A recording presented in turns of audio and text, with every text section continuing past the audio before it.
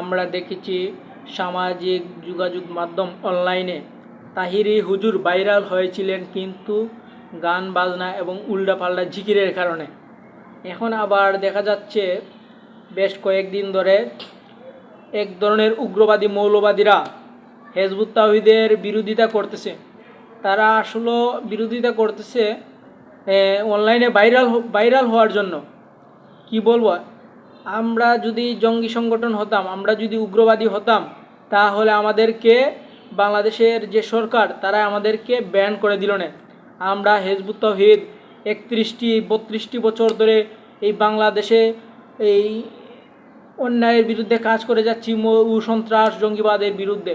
এখন আবার তারাই ফতোয়া দিচ্ছে আমরা নাকি উগ্রবাদী একটা সংগঠন, আমাদেরকে বাংলার জমিন থেকে বিচ্ছিন্ন করতে হবে। মানে এই ধরনের স্লোগান দিয়ে তারা আমাদের বিরুদ্ধে মানে একটা পায়তারা চালাচ্ছে। এখন আসলে আমি বিষয়টা নিয়ে বুঝতে পারতেছি তারা আসলে ভাইরাল হওয়ার জন্য, ফেসবুকে আসলে ভাইরাল হওয়ার জন্য হিজবুত তাওহীদের বিরোধিতা করতেছে। আমি একজন হিজবুত তাওহীদের কর্মী হয়ে আমি দেখতেছি না হিজবুত তাওহীদ কোনো একটা এই জঙ্গি উগ্রবাদী একটা কর্মকাণ্ড করছে। বাংলাদেশে 31টি বছর ধরে হিজবুত তাওহীদ এই কার্যক্রম চালিয়ে যাচ্ছে।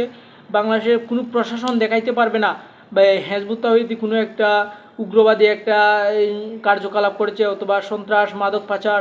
কিন্তু আপনারা এদের মধ্যে এইগুলো ঝামেলা আছে। আপনারা হালি এই যে এই দর্শন করতেছেন, ছোটো ছোটো বাচ্চাদেরকে দর্শন করতেছেন, এইগুলা কিন্তু আপনাদের মাদ্রাসায় হইতেছে।